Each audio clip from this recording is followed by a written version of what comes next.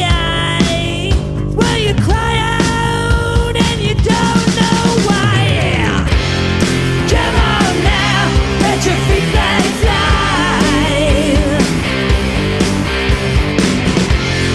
Come on now, let's go for a ride.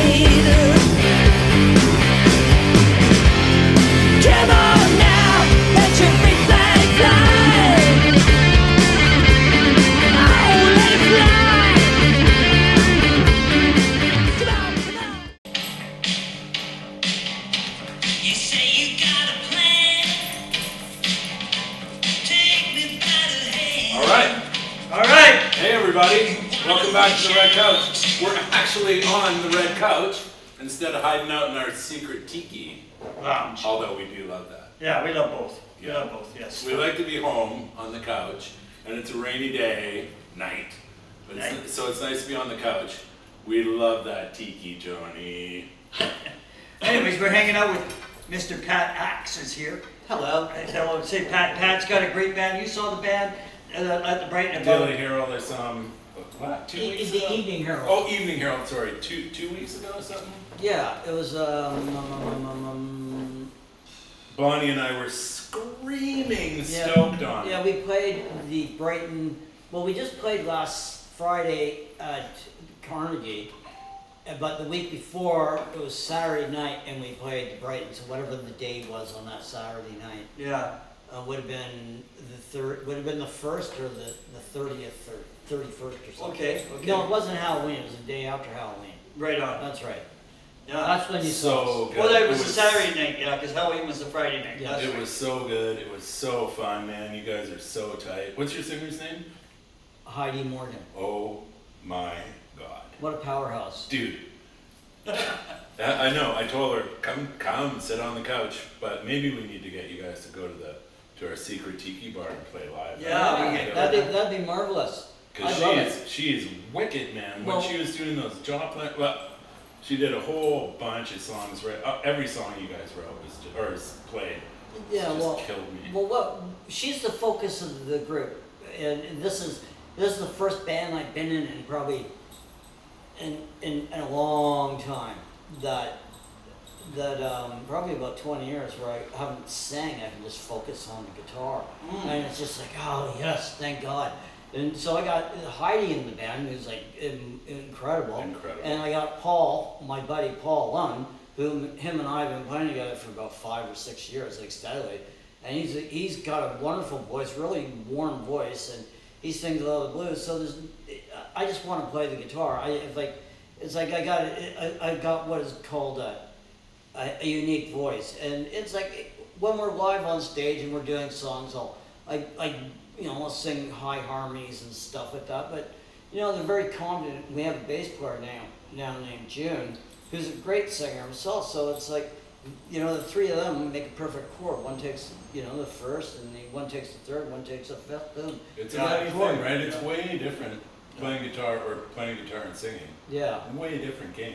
Well, I can tell Pat likes that because I can tell when he says it, he starts to smile because it's nice because he wants to play guitar and just concentrate on one thing and have fun doing it, probably, right? Yeah, well, I mean, even the best guitar players. I mean, if you watch Eric Clapton when he's playing, other than when he did this, He's all right. when he's playing with a band doing his own stuff, 9 out of 10 times he's got another guitar player playing all the parts he's unable to play because Yeah. because he's trying to sing. Yeah. And so it's a 3-piece band. Like the band is basically guitar, Right. bass, and drums. Yeah. Guitar, bass, and drums, and harmonica. And Paul does a great job. He actually Yeah, Paul's a good guitar. on harmonica. What he's done He's is very like, because we've done dual stuff where he actually plays like an organ part. If you watch what organ players don't generally play with both hands all the time, not like really Yeah, full. no. They'll just hit a pad.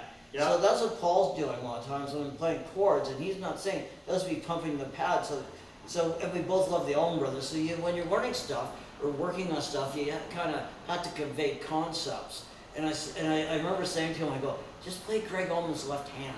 Like that solo on Layla was Greg Allman, right? No, that was Dwayne Allman. Oh, Dwayne. Dwayne died at 24. Yeah, Dwayne died early. Like it was about 2 weeks ago. Dwayne played the slide. Yeah. He was Oh, right, and Greg. I think it was around October 21st, Great keyboard player. 1971. Dwayne died. Yeah. Yeah, he was married to Cher. You know. Greg was, yeah. Yeah, Greg was married to Cher. But Dwayne, Those guys were a whipping post. Was it Dwayne? There's nothing they can do. They can do anything did after Dwayne that. die, or was it the bass player that died? They both died in motorcycle accidents, and one of them died. He hit a peach truck on the road. I think that was just. Was that the bass player? That's so southern. No, well, Dwayne Allman died first. He died in. Yes, he 71. died first. No, but the two of them died. There was two of them that originally died. But I think because right after that they named the album "Eat a Peach." Oh yeah, right. Yeah. Right. After the bass player because he hit the fucking. Oh yeah, maybe it was the bass player. So and I thought that was so like that. Wow, that was kind of wild. That's gnarly. I didn't know that. Yeah, I know. Peach is right. They ate a peach. He ate a peach truck. Yeah, damn. But you know, they're all from Georgia, right? That's right, So Georgia there's peaches. Georgia peaches. So it could just been, you know, just a tongue-in-cheek thing. You know, you never know. You never know. pretty Maybe it's ironic. something It that goes was made into up peach truck. ironically Maybe after. maybe it's a myth. Yeah. Yeah, Myself, I Southern think myth. it's You heard a it myth. here first. It's a fact. I've always thought it was a myth myself. Okay, there you go. Me and But Doug why? think maybe Why it's a let fact. the But why let the truth get in the way of a good story? Absolutely. That's what we're doing here, man. That's exactly why we're here. Very good, Pat. So I want to talk about a lot of stuff. I want to talk about Ontario versus British Columbia and blah, blah, blah.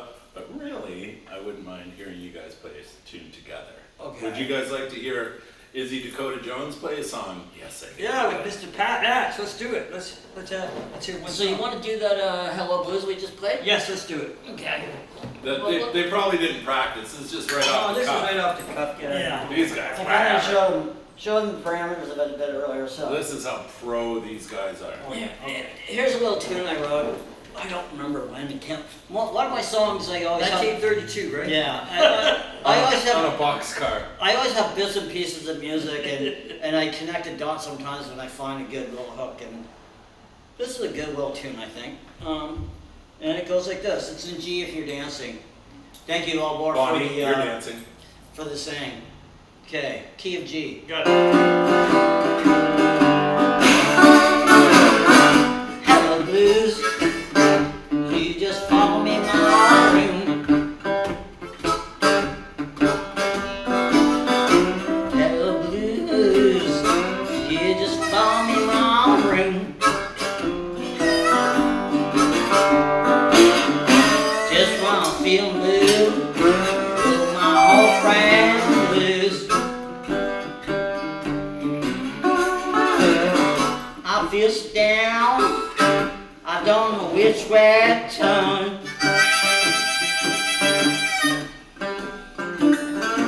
I feel so down, don't know which way to turn. Rose with me, my old friend blues. Whenever walk into the night, wasn't no star inside. I was wondering if I was really here on earth or just a black hole. I got blues, and I wrote the song just for you. Well, I got blues, yeah. It's the only feeling I've ever had. Alright, play one.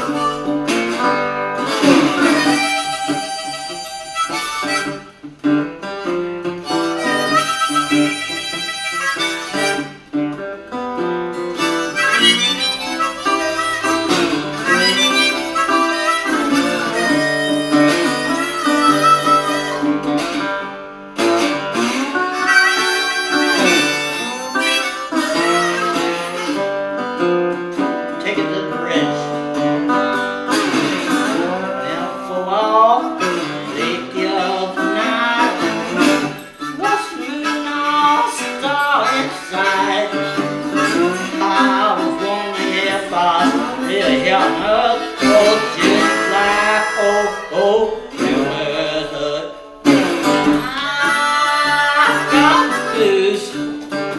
And my love song just goes well. I got blues, yeah.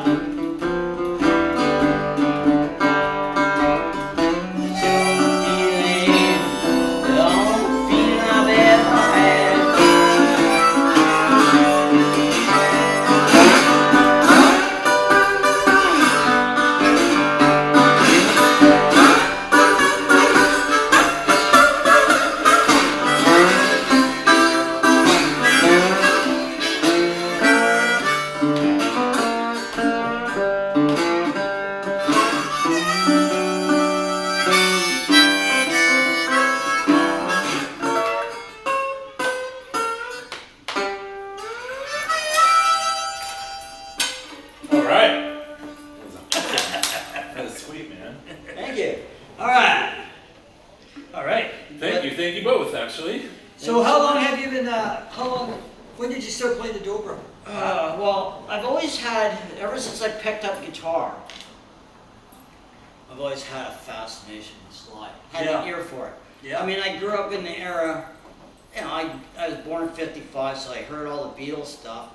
And then when, you know, the latter Beatles stuff, I was in grade 7 in 1968, 69, so I caught all the, like, Hey Jude era. Oh, the psychedelic stuff, yeah. Well, no, the post-psychedelic, like, Hey Jude was, like, at the beginning of grade 7, I think the summer of 68. Mhm. The end of the summer of 68, Hey Jude was a hit. And it That's stayed right. as a hit for 3 months. And then... That was my first slow dance ever. Really? Yeah. And then they also had, then they had Revolution, but at the same time, you know, it was just right after the White Album came out, and so I became conscious of the stuff. But at the same time, I was watching the Monkees, and Glenn Campbell was on TV. Oh my God, it was great. And Glenn Campbell's show was on TV. I wanted to play guitar, and the Beatles were big, and the Stones were big, and my brother was in. I got a brother who's 5 years older than me, so. And the Monkees were big, you know, the Monkees, 1966, 67, Neil Diamond wrote a lot of those tunes. Carol King. Yeah, and Really? Yeah, they were the co-writers for the show, yeah. so yeah, I mean, I was 12 years old in 1968. Yeah. So, you know, like, my birthday's in September of 68, I turned 13 going into grade 7. So, I was a kid, right? And that was the year the Beatles put out their last stuff. I mean, the White Album came out in the summer, or in the fall. Oh, it came out in the fall, yeah. Yeah, and then they put a bunch of other stuff after that, you know. And then I remember the Ballad of John and Yoko. The flip side was Old Brown Shoe. Great song. And yeah. they also, somewhere in between Hey Jude and Revolution and Ballad of John and Yoko, I think, or after that, they put out Get Back. Yeah. And Don't Let Me Down was the flip side. So Yeah. they were on the Ed Sullivan Show. So I mean, even they were still putting out product every like 2-3 months. There was a new song of theirs, and then so I came from that era. So like in grade 8, you know, the whole Christ Stills Nash, you know, the Deja Vu album came out. Like I entered grade 8, September '69, right? And then I saw.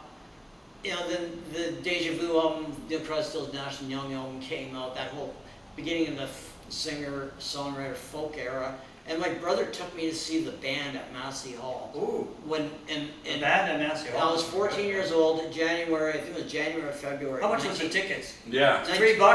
1970. Come on, you gotta tell me about $5. I don't know, I think they're probably about $4 or Yeah, $3. Right? Yeah. Yeah, nowadays it's like 5,000. Well, I remember seeing So Billy Idol at Massey Hall. yeah, I've got concert stubs at home from like the 70s, and I think So how big is Massey Hall, you guys? How big is it? Because I've heard. it's about the size of the Orpheum, maybe a bit bigger. Okay.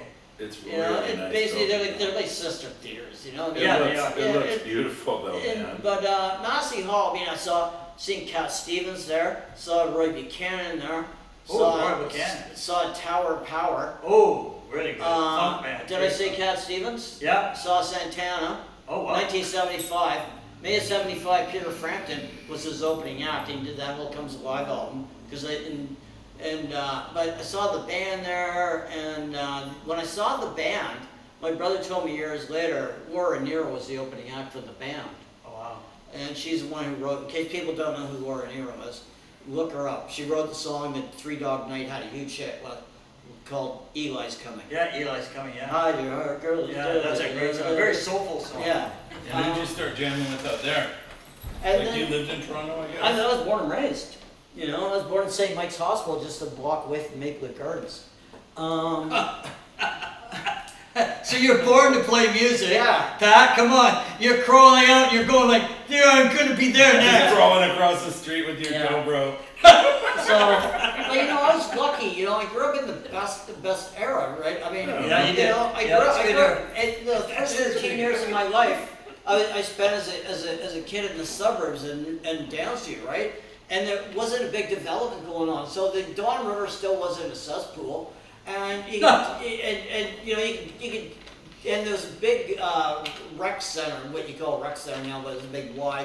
You know, an outdoor pool where we all hung out, and there was one not far from our school. So, you know, we all spent, as kids, you spend your summer on a bicycle, and it's like, you know, all the shit you saw in the Wonder Years, that's the way life was. Mhm. You know, it's like, you got up in the morning, and as soon as your parents said, okay, you could go, you'd gone. Yes. And you'd be home for when your dad got home from work. If you had a mom and dad. Yeah. Again, sometimes But I was your lucky. mom is not telling you to come home and there's no dad. But I was lucky. I grew up in that kind of environment. I've been But chasing that fly for 2 days. I'm gonna get that He's- fucker. I know, We he's got a gonna fly die. in the studio, everybody. Oh. He's right here. He's gonna die. Like they don't live that long. Anyway, sorry. but yeah, that's kind of like my upbringing is kind of like the shit to make TV shows out of now. It's like, you know, like 60 years later, this is the way the kids were in 1965. Somewhat, you know, that's, you know, but it's like it was. Yeah, we all grew up with freedom, right? Yeah, it It's was. way better, man. There was a certain sense of freedom. You'd go out on, you go out in the early part of the day on your bicycle, and it was like you just like the night before, the day before, or the morning you've been watching Roy Rogers. You go out on your bicycle, and it's your trusty steed for the day. Yeah, yeah. There you go. Yeah, yeah. Yeah. So wait, so when you came to Vancouver, what did you? Wait. I want to know who you're jamming with out there. Oh, in Toronto. Oh well, eventually I moved to the Eglinton, Mount Pleasant area. I lived in an area of Toronto called North Toronto. We moved onto the street, and I was lucky to find a lake, because I wasn't a kid. I'm left-handed, and I was just a small kid, and I found a lake. I was artistic, and I wasn't playing music yet, but I wasn't the football kid, and I was like, you know, I think I was 4'10" till I was like 14 years old. You must be 4'11" by now. Right? Yeah, Yeah, he's close. So. Now, you've grown at least 11 inches in the last so many years. So I, you know, and I've always been artistic. So I mean, I draw and I paint, and Yeah. I basically I took the same energy and mindset, and you know, and I always loved music. So I basically took that same art, like the arts are. There's a lot of discipline. People go, oh no, it's art. Well, up to a point, you gotta learn certain disciplines, you know, and it's like you learn certain disciplines about the form of art you're involved with. And so I mean, I did that with drawing and painting, and I've done that with music. So Where have you played? Yeah, you who did you start jamming with? Who out did there? you play Like, when what was your you're first band old out enough to there? play in bars and stuff? Because you well, played on Yonge Street. Yeah, right? I was jamming with people, trying to find. I was hanging There's out. that big hippie scene there too, Well, right? you know when you start playing, you Yes. hang like out here. Yeah. Yeah. When you start playing, you usually I had a close knit group of friends, so we all started playing together. But we didn't start playing until a few of us knew how to really play. Yeah, exactly. Right? And so, but there's always like, this is the funny one. So Glenn, my buddy, he played drums, and myself, I was playing guitar, and there's a piano player, and our buddy Peter. But Peter was the bass player, and he was great, you know. And it was wonderful, but you know, it's like, you weren't, it was like you played a couple songs, then you have a couple beers and smoke a joint, and you play another couple songs. Yeah. So you don't get serious with them, you know, Yeah. but you learn a lot. you know, you rent space and you learn a lot. Well, it gets to the point where, you know, this guy finds a girlfriend and this other guy wants to watch the hockey game on Saturday night, and I want to get serious. That's basically what happened. So I got serious and started jamming with Want other to get people. serious with this guy's girlfriend in front of the hockey game. Yeah, and so basically what I did was I just through happenstance I moved out of my parents' place when I was 20 years old, 21. Yeah. So, and these are all my friends I knew growing up. We're still best friends, but I moved out of my parents' place. I moved off into apartment buildings and this, that, and the other, met musicians and hung out with them and started jamming. And so by the time I was like 22, I was like freaking biting at the bit. I wanted to play regularly. So I, you know, tried to put together a couple different things, and that's around the time I started busking on youngsters. I was 23 years old. Wow.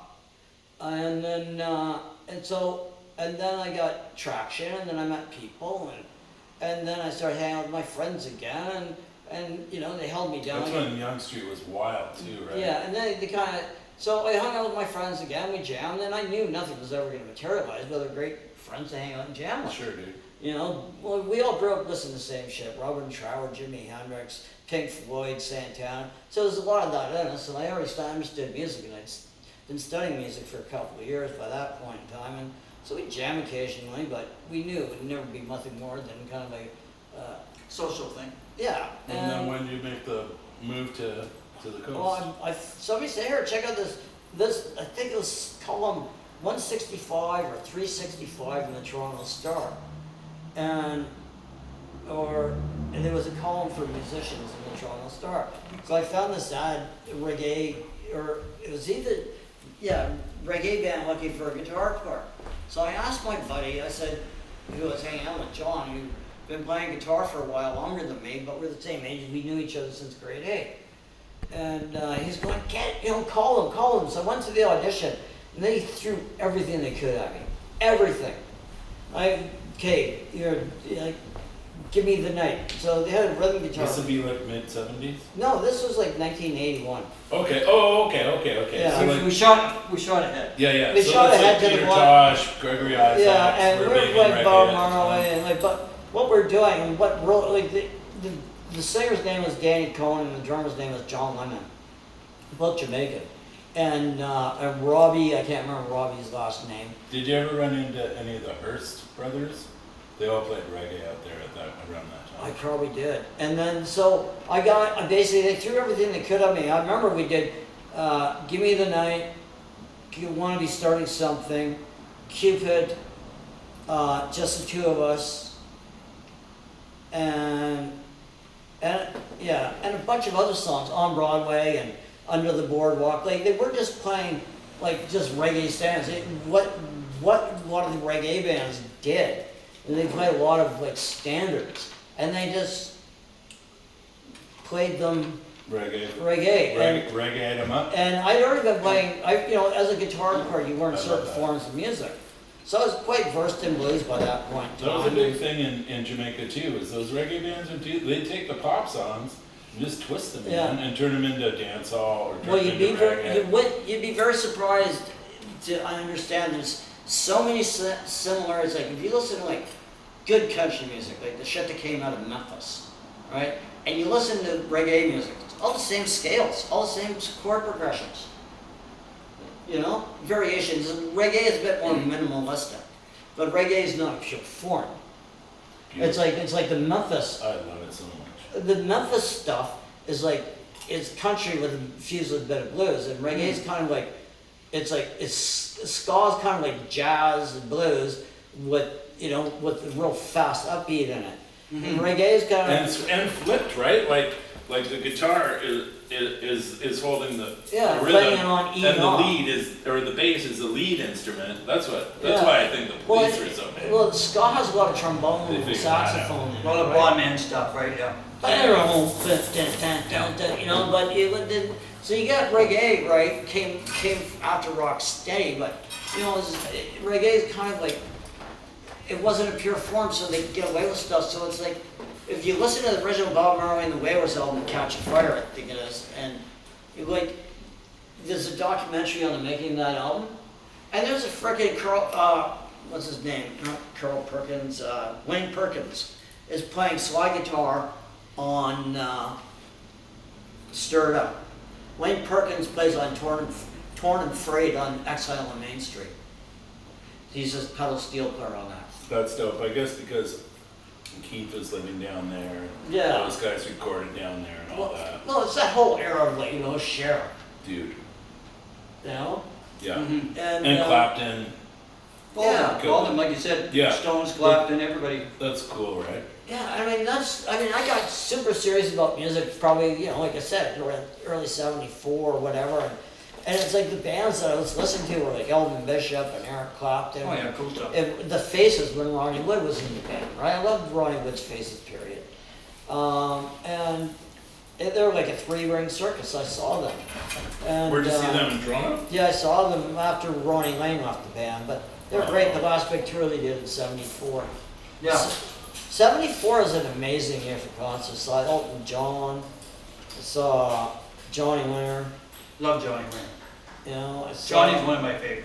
Saw Johnny Winter 3 years in a row, so 73, 74, and 75. I saw him with Johnny Winter and. Have you ever seen with Johnny Winter and? No.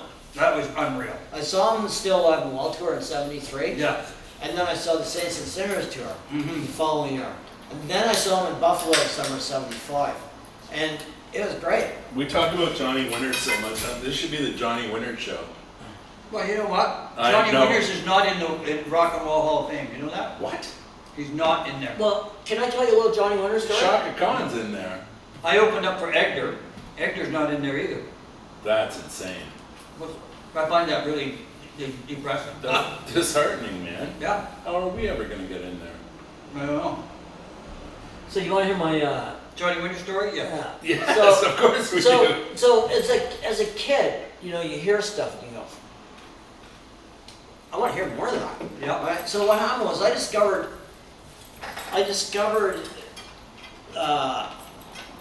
you know, the White Album's got While My Guitar Gently Weeps on it, right? Yeah, yeah. And I was like, wow, my brother says, you know, that's Eric Clapton. I'm like, what? And Yeah. I'd heard the Disraeli Gears album. Yeah, I love that album. Was, It's my favorite was in the Cream record album. collection, and I'd heard it, right? That's my But favorite after, Cream album. But after I heard While My Guitar Gently Weeps, my brother goes, here, check this out.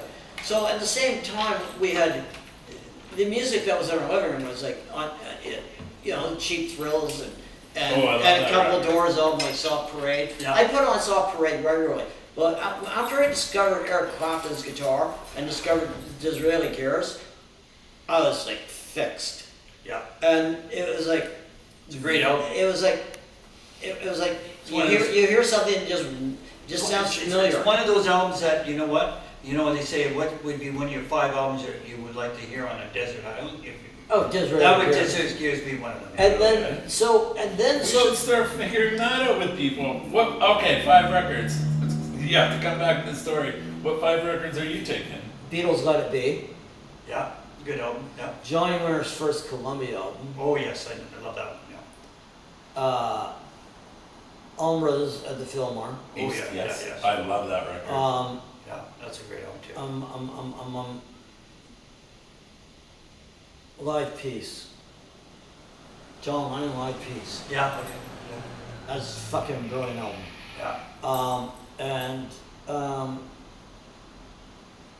One more. that would have to be Electric Leyland. Oh, fuck, yeah, great album, yeah, double album, great, another double album, I love double, I love double albums, don't you love double albums? Either that or Yeah, triples. well, what I really like is the album that Jimi Hendrix is working on when he passed. He was working on what became 2 albums, but he was working on Cry of Love and Rainbow Bridge. It was basically all the same. Yes, yes. And that collection of songs is my favorite Hendrix period. Would you like to hear my first 5? Yeah, man. Okay, my first one would be Beatles' White Album. My second would be the Rolling Stones, the one with the 2,000 light years away. Oh. Oh, the cool. Buttons, is that- Satanic Majesty's Request. Yeah, Oh, that would be my second one. Wonderful. Yeah, Disraeli Gears. Yeah, the first Doors album. Okay. Yeah, and Electric Leyland. That I agree with you on that. That'd be 5. How about Yeah. yours? never mind the Bollocks, London Calling, Fear, More Beer, Feed USA Fetus by the Dayglow Abortions, Very 80s. and Malibu by the Insipids. Wow. That's good. Yeah. Diversity right there between, except for you and I are a little closer. Well, I love all that stuff that So you you guys want, are you talking want to hear about. my Johnny Winter story? So Yeah. So it's like I remember. So around 1971, 72, like I was hanging out with my friends. I was taking bass guitar lessons and you know studying. I was like 16, and Who's Next was one of our big albums. Yes. I think Rise and Fall of Ziggy Stardust had just come out or something like that.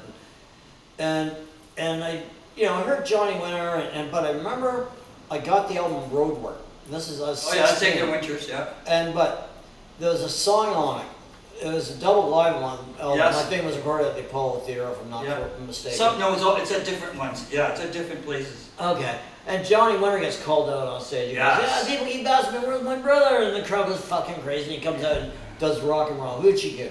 Yeah, So after I heard that, That's a good song. that's a great song. and after that, I went, okay, I got the Clapton thing, but all my friends were into Pink Floyd and everything, but at that period, I was more into, wasn't into space rock. I mean, I liked it, yes, but I didn't quite get Pink Floyd yet. Hadn't taken quite enough LSD. But they weren't quite structured enough for me. And when Dark Side of the Moon came out, I was more into the blues.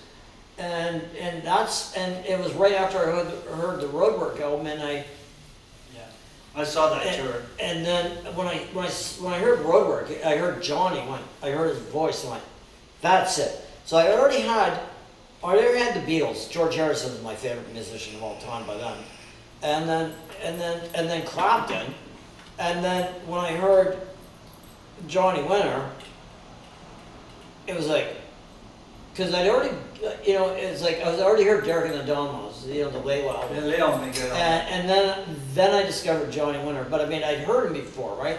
So I went to the record store. I said, "You got any Johnny Winter?" And I said, "Where's a good Where'd you place?" go, Sam the Record Man? I think it was actually A&A's, A&B. which is next door. A&B. And then A&B here. Yeah, it was A&B Sound. It was A&A Records on Elm Street. Oh, I didn't know that. Different, right? So Okay. and I've been in there though. and then they both Okay. had one. A&B, Bonnie. So it might have been Sam. So I asked the guy, and he said, "Well, this is his first one." So I bought the Columbia album, That's a great album. and that's like the first Columbia album. It's a black album with his face lines wearing a gold chain around his neck. Yeah. And Edgar Winter plays piano on that. That's right. And then the album after that, the second one. I was gonna say Second Winters is one of my favorite albums. Yeah. Because there's only 3 albums, three sides. Yeah. Because they ran out of money for the 4th side. Is that what it Blank? was? Huh? Is it blank? Yeah, it's blank. Blank, yeah. It's completely blank on blank. the 3rd, on the 4th side. Johnny Come on. produced it. Yeah. It's 3. But Edgar's playing sax. Actually, I've they never were heard of that keyboards and before. sax. That's why we call it Second Winters, because Edgar's playing with Johnny on that album. But it's And like the first One album. side's blank? Yeah. Like it's just Tell flat? me. Yeah, Like it's when a you pull it three-sided out of the album. thing, it's flat? Yeah. The third Black album, and shiny. the It's second got a album. line that goes through it. Dude. And takes you right through. Yeah, it's The a third. finish Like line. like you got the first album, which is side A and side B is fine, and then the second album is side A is fine, but side B is empty. See what happened in the early '70s? What happened? That's awesome. I You didn't know that. You know what happened in the early '70s? It's a great album too, isn't it? Yeah. Here's what happened in the early '70s. Jimi Hendrix died just as I went into grade 9. So everybody went, fuck! The world was ready for a change, but it was like happened all of a sudden. And it's like, so Jimi Hendrix dies, and then Janis Joplin dies, and Jim Morrison dies, then Dwayne Allman dies. And then the world was kind of like, So Alice Cooper became really, really big because it was like, Alice Shock Cooper rock. was going like, well, what it was, okay, the 60s ended, but we're still trying to live in the past, so let's put a nail in the coffin and Move forward, yeah. and move forward. And so you landed with Alice Cooper, and then Black Sabbath became big, and Deep Purple had been Stooges. around for a long time. But Stooges, then you Miracles. had T-Rex and Stooges and T-Rex and Bowie. So by 1972, when I really got into music, 72 that is great. That was It's a good year. Yeah, Exile Main Street, the Rolling Stones. Yeah, That was and- a great and album. Sticky- Their best to me. Yeah, it is one of their That's best. And Sticky Fingers is the Let other It one I Bleed's really pretty love. good, too. So, and then Get Your Yeah Yeah, it's a came out, great and then album. Sticky Fingers, then Exile, and you know, and But you know, I also like Let It Bleed. yeah. That's a great album. Yeah, 'Cause well- that was pretty much towards the end of Brian's I love Jones. Ghost Well, he's Soup only too. he's only on 2 songs. Yeah, he's only on 2 songs at that period, right? Yeah, He's just he's about. not even playing guitar. At that time, he's always gone. He plays on No Expectations on. He plays Steel Slide, doesn't he, on that Yeah, he one? plays Slide on No Expectations on I- Beggar's Banquet, but Okay, boys, I love this. Will you guys play another song and then let's move you to? You play a song. Vancouver. I'm gonna want to listen to you. Yeah. Okay. Cool. I want to listen to play a song. All right. Awesome. I don't need to play. All right. I love it. I love I'm listening. enjoying to you. listening to him play. So do I. I love listening to you play too, though. Joe. Well, yeah, I appreciate that. I want to hear Pat go. Yeah, I I do. don't hear Pat enough on his own.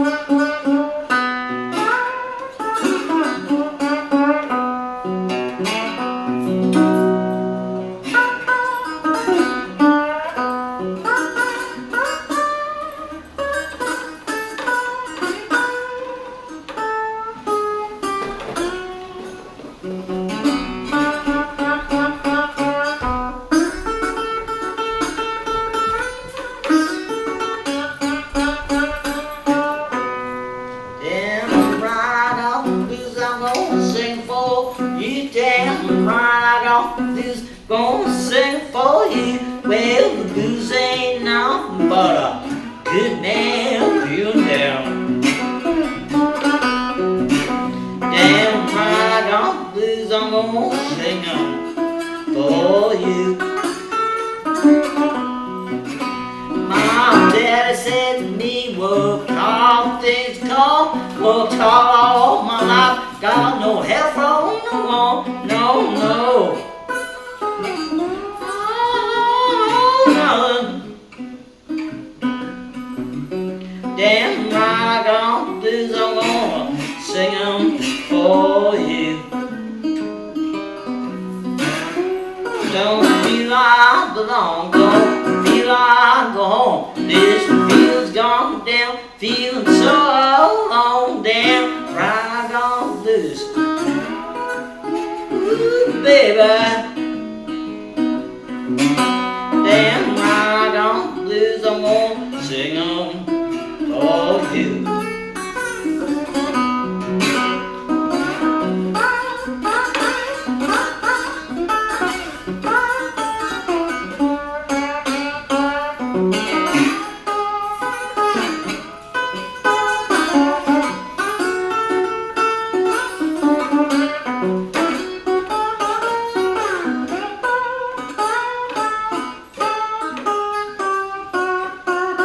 Don't feel I belong, don't feel I go home. This feel's gone down, feeling so alone. Damn, right on blues, ooh, baby. Damn, right on blues, I'm gonna sing 'em for you. Some say it takes years, some say it takes a lifetime. I'll never stop until the deck get right. From the cradle to the grave, gotta make it pay. Damn right, I got blues, I'm gonna sing 'em for you.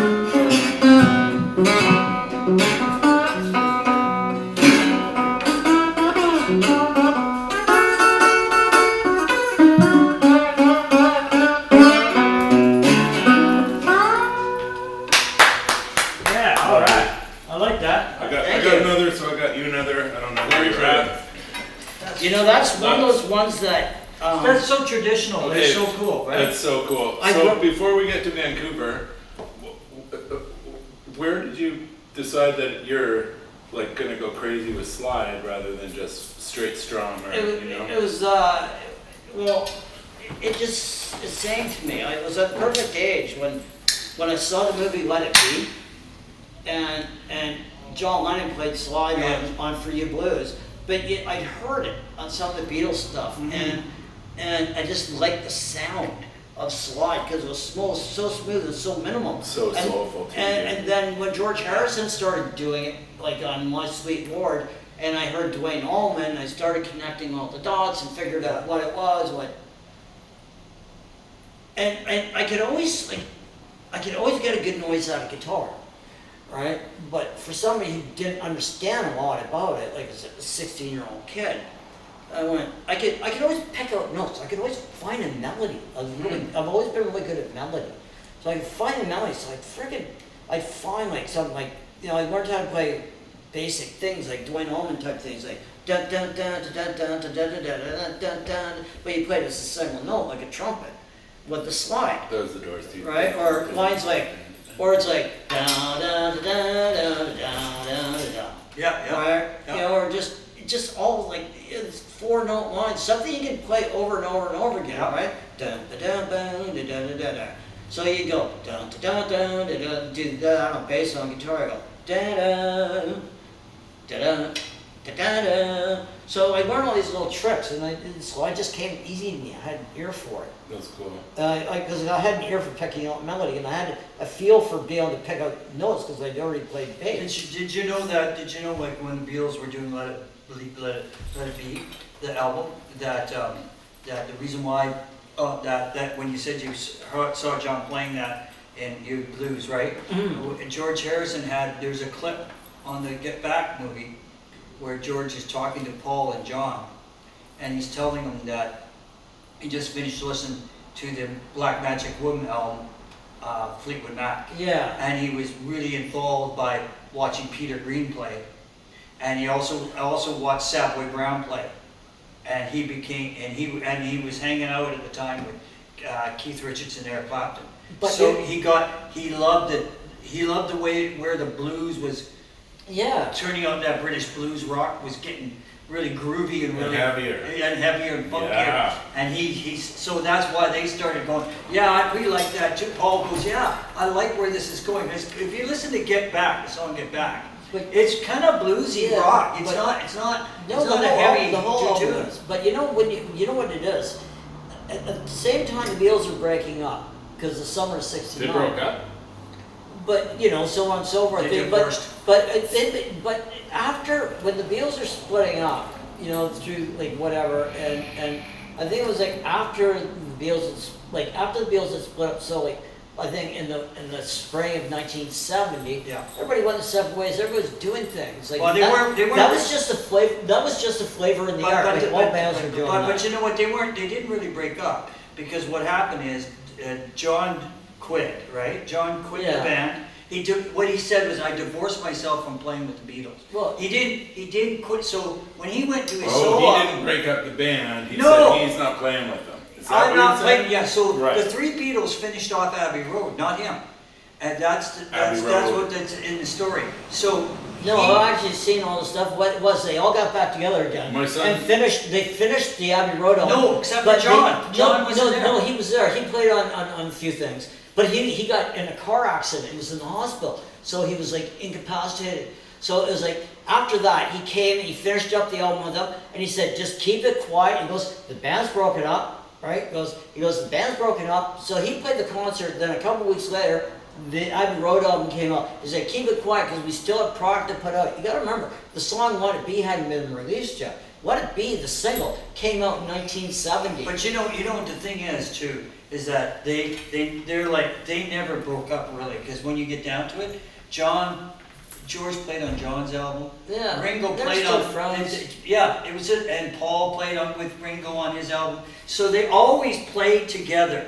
It just they never came back as the group, right? but- You want to hear something cool? So my son, obviously, Yeah. my son's name is Jagger. Oh, okay. His girlfriend, hey Jagger, Got his the name opera. Abby after Abbey Road. Oh, Isn't that dope? that's wild. Because I was like, what's up? That's Abigail? very cool. And she's like, But no, you- Abbey Road. But you know the band that had big influence on like Eric Clapton and George Harrison and it was Delaney and Bonnie. Yes, I Delaney saw and Delaney and Bonnie. Dave Mason played with them. Dwayne Allman played I with saw them. them. Right. Delaney and Bonnie were Delaney was the really good. Check them out on Google.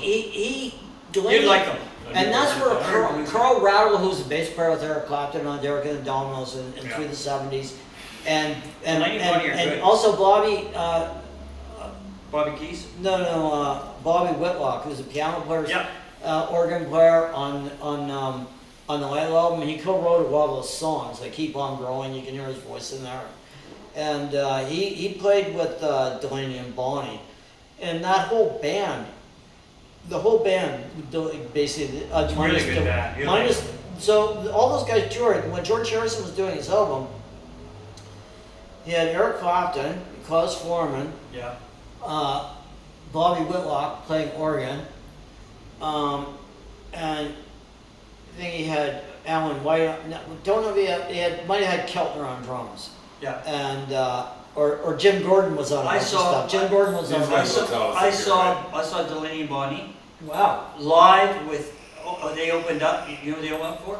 They opened up for Blind Faith. Where, here? Yeah, I had to call Sam. Dude. So I saw Delaney and Bonnie and Blind Faith, and the rumor was George Harrison was maybe going to show up, but he never did. Yeah, he and never so did. that's the reason why I bring that up is you asked me about Slide, right? Yeah. And Yes. George Harrison said that right interviews, and he did. I haven't found video, but he said when he was playing with Delaney and Bonnie, Delaney said, because remember before Harrison and Clapton had played with Delaney and Bonnie, Dwayne Allman had been playing with Delaney and Bonnie, and That's right. and so like Delaney was playing guitar, Eric Clapton was playing guitar.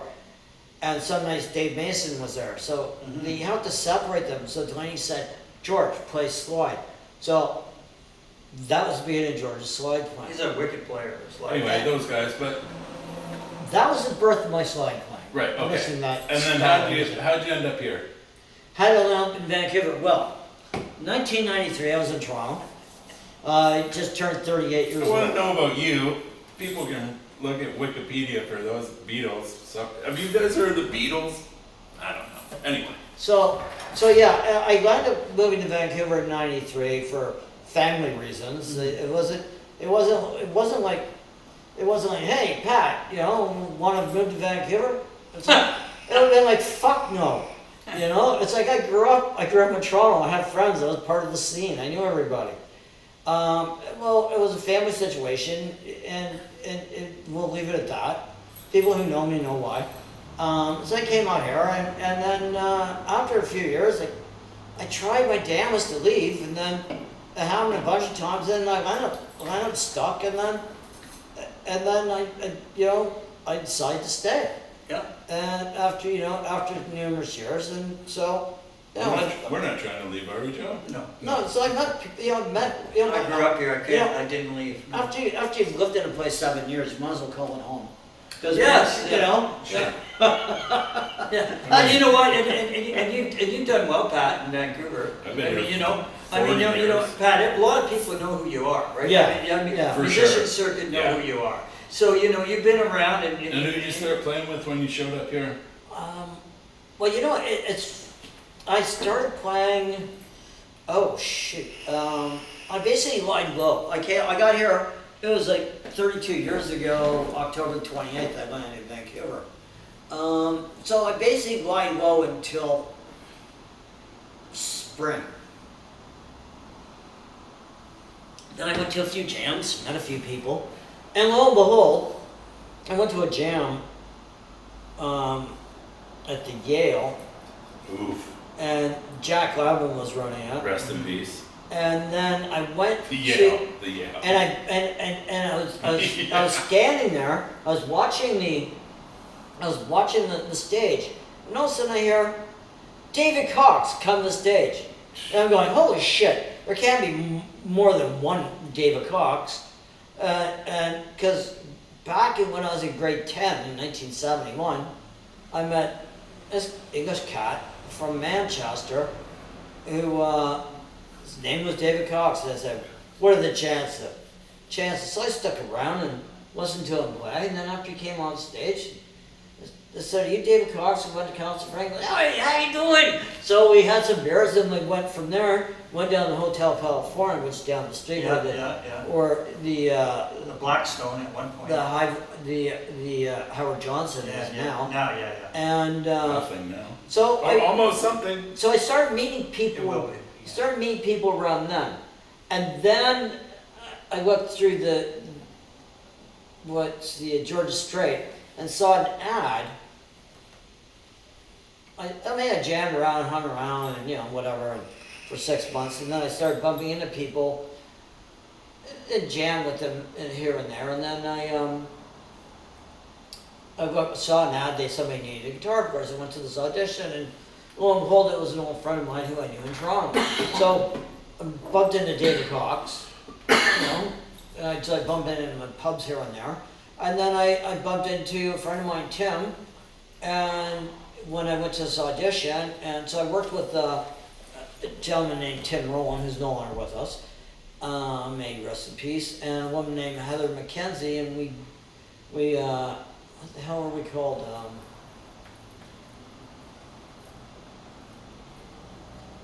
But at any rate. Yeah, Bittersweet, that's what we're called. Okay. And we did, folky, bluesy shit, and did a few gigs, and, we hung out, and I hung out with Tim for, a couple of years, and we did the odd gig here and there when I needed a singer, I'd call him, and that lasted, off and on for numerous years, then he went to Mexico, and haven't seen Heather in 15 years, and that's music, and then, so eventually, you build, you go out, and you meet people, and you go, hey, I'm Pat, blah, blah, blah. And you meet people, and you hang out with them, and some, you hang out for a while, and then, you go your separate ways, that's life, and then, after about 4 years of being in Vancouver, I went, holy shit, I meet people pretty quick. I'm a musician, so I'm in there going, hey, hey, like bad puppy, down boy.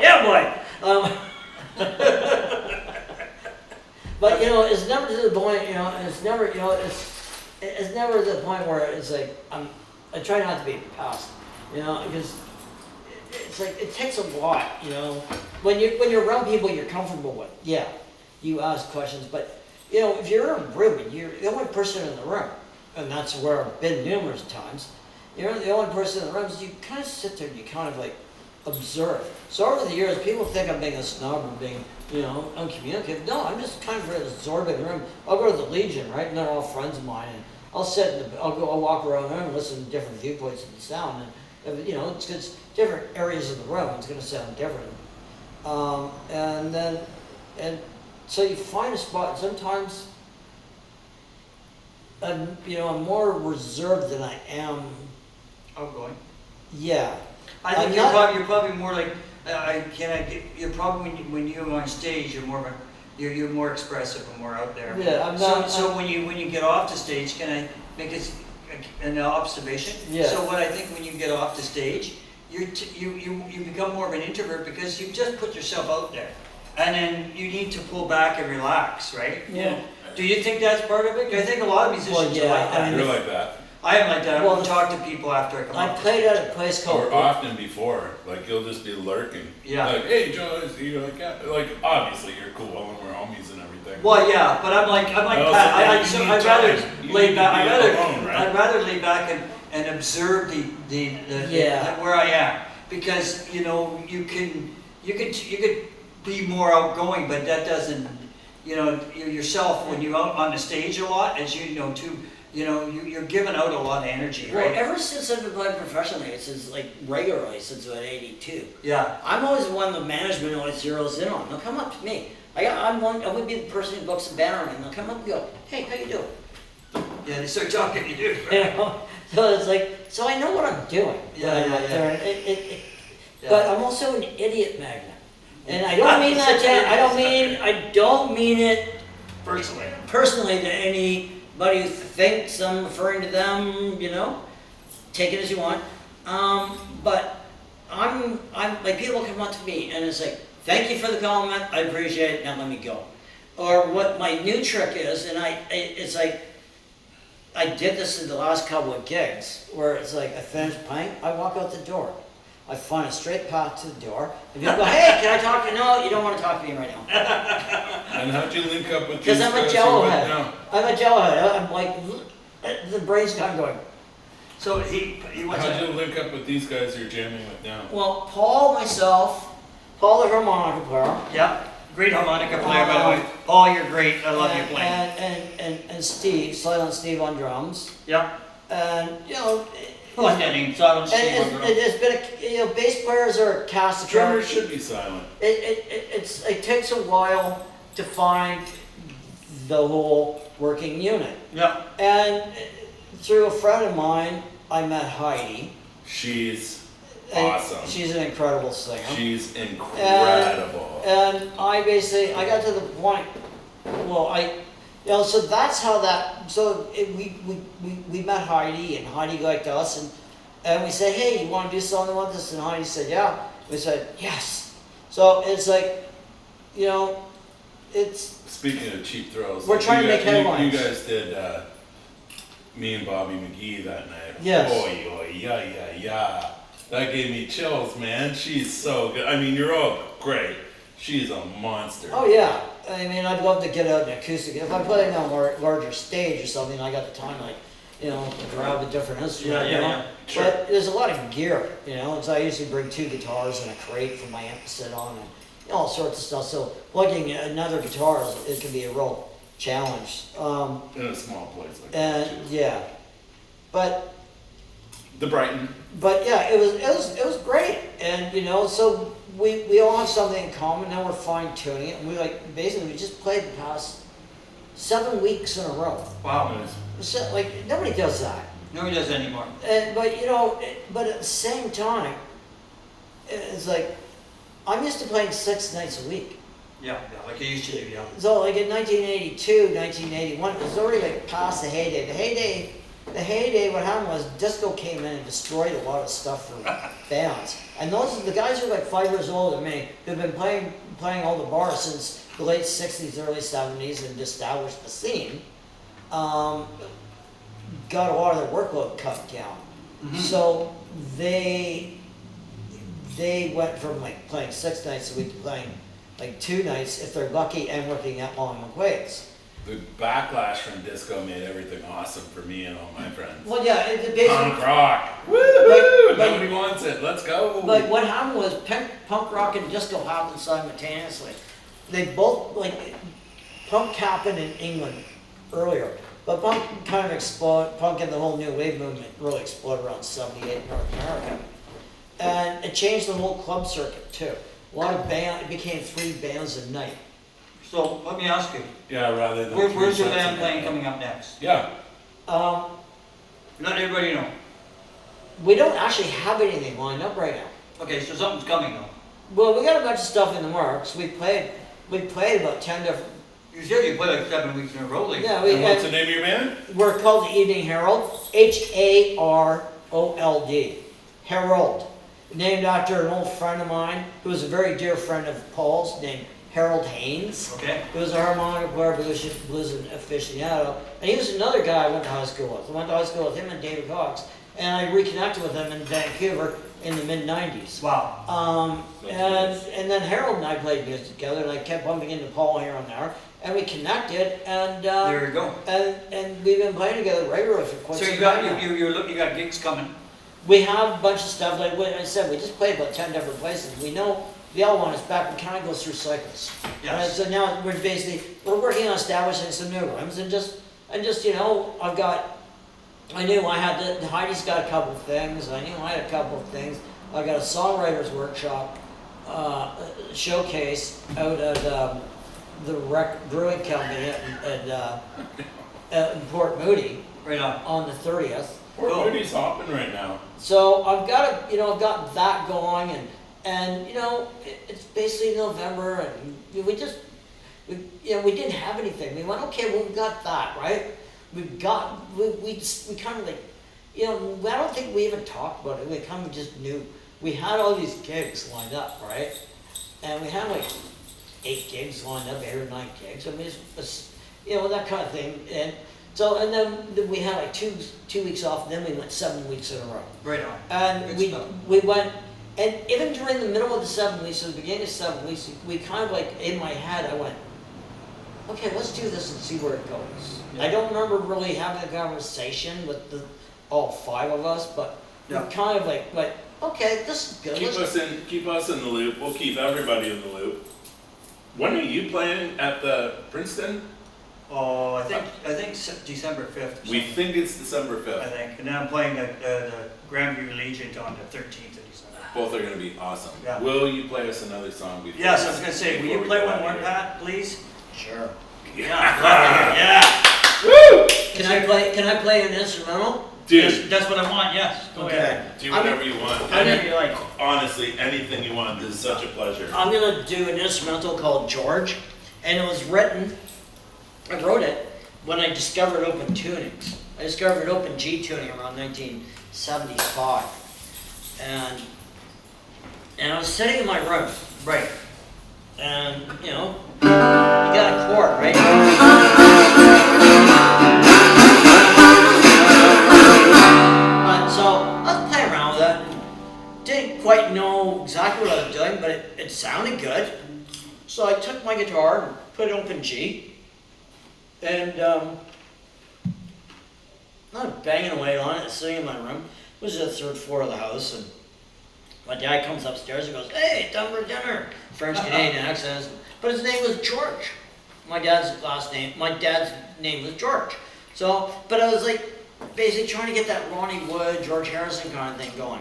So it was like, I went, oh, okay. And then my friend was playing drums.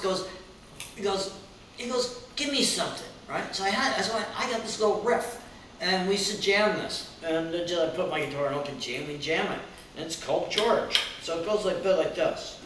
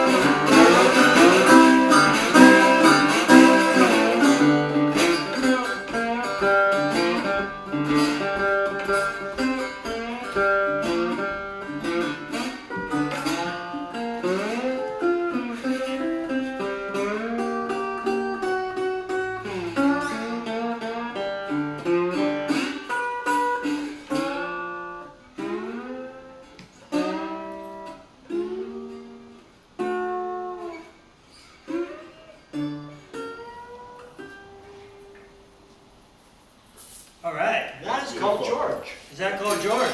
Yeah. Right on, right A on. tribute to George Harrison. There you go. Gotta love that. Was he in a band? Yeah.